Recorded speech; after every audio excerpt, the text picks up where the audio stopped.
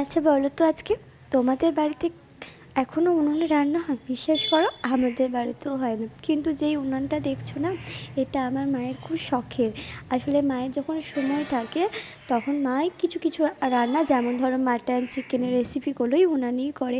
মায়ের যেহেতু একটা চাকরি আছে তাই মায়ের এত সময় নেই ছুটির দিনগুলোতে, বা যখন এত সময় থাকে মায়ের রান্নাগুলো করে থাকে। উনানে রান্নার টেস্টটাই আলাদা, তাই না বলো? যারা খায় উনানে রান্না এখনও তারাই জানে, কিন্তু আমাদের তো খুব মাঝে মধ্যেই খাওয়া হয়। মাই রান্না বান্না করে, এটা খুবই মায়ের শখের। তো যাই হোক, দেখতেই পাচ্ছ আজকে কিন্তু আমাদের বাড়িতে হচ্ছে মাটন। মানে আজকে দুপুরে খাওয়া দাওয়াটা একদম জমে যাবে। আমার তো খুবই পছন্দের মাটন, সেটা যেমন করেই রান্না হোক না কেন। আমি আগেও বলেছি মাটনের গন্ধেই আমি অনেক ভাত খেয়ে ফেলবো। আর আমার মায়ের হাতের মাটন আর চিকেন রেসিপি সে তো কোনো কথাই না, অনেক টেস্টি। আচ্ছা, তোমরা বলো তো, এই মাংসের ঝোলের মধ্যে কারা আলু খেতে পছন্দ করো? এটা কম বেশি সকলেরই পছন্দ, তাই না? আমারও কিন্তু খুব পছন্দের।